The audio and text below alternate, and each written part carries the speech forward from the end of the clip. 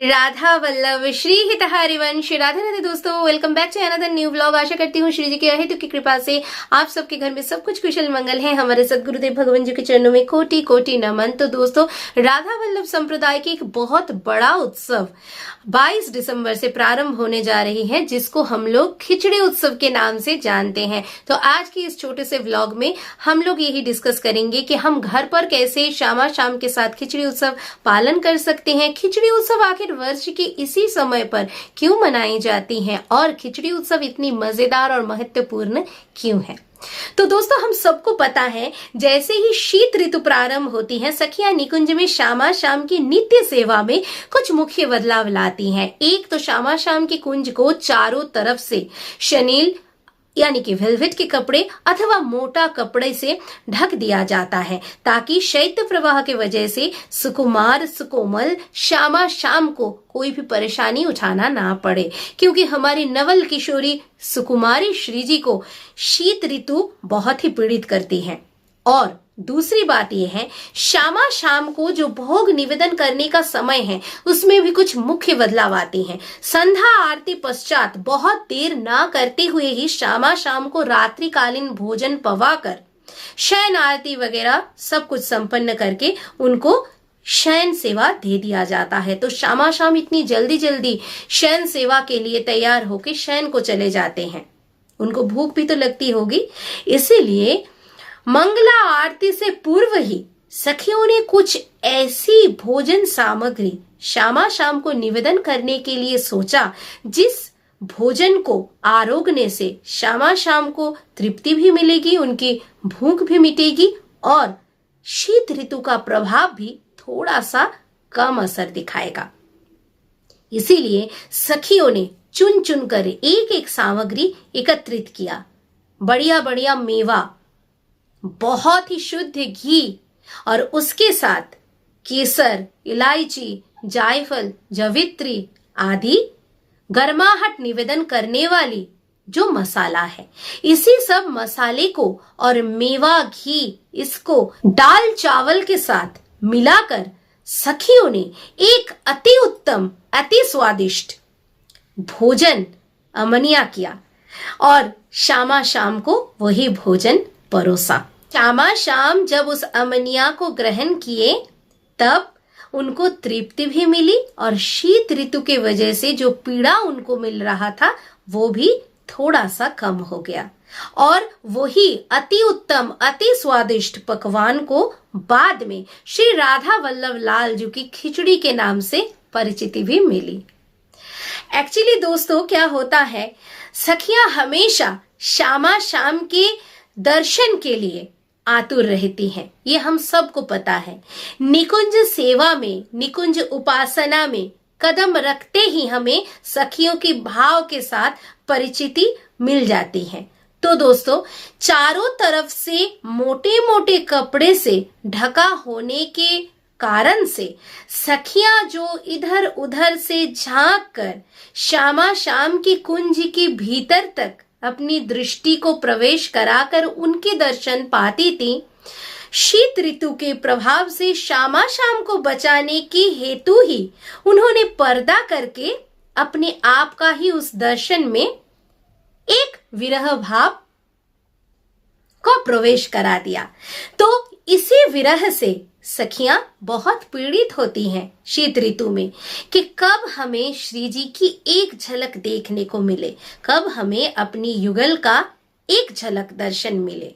इसीलिए सखियों ने इतने सुंदर से ये भोजन, ये पकवान प्रस्तुत करने की सोचा, ताकि श्यामा शाम शीत ऋतु को भुलाकर, शीत का पीड़ा भुलाकर इस भोजन प्राप्त करने हेतु अपने कुंज से थोड़ी देर के लिए बाहर आए।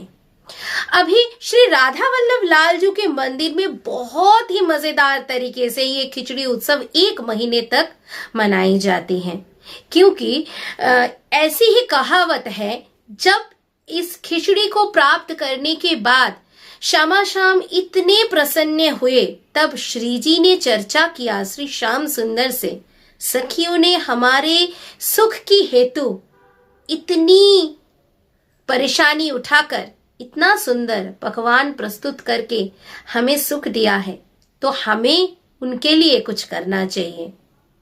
श्याम सुंदर, आप अपने सभी लीलाओं का दर्शन तो करा सकते हो। सखियां धन्य धन्य करेंगी और सखियां अपने आप को भी धन्य मानेंगी। तो श्री श्याम सुंदर इसी खिचड़ी उत्सव के दौरान उन्हीं सब लीलाओं का भी दर्शन कराते हैं और कराकर सखियों को धन्य करते हैं, जिन लीलाओं को करते हुए उन्होंने कभी श्री जी की निज महल में घुसने की भी चेष्टा किया है। मानिए, श्री श्याम सुंदर कभी चूड़ी बेचने वाली मनिहारिन सखी की रूप धारण करेंगे।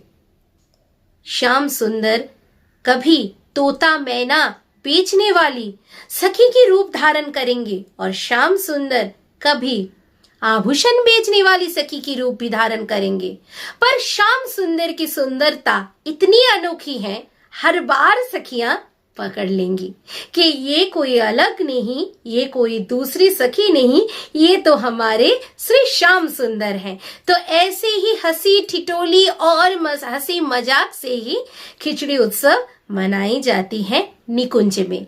श्री राधा वल्लभ लाल जी के धाम मंदिर में खिचड़ी उत्सव इतनी महत्वपूर्ण इसीलिए है, सखियां इस उत्सव के दौरान श्री जी को खिचड़ी का भोग भी लगाती हैं, खिचड़ी धारण भी कराती हैं और खिचड़ी सुनाती भी हैं।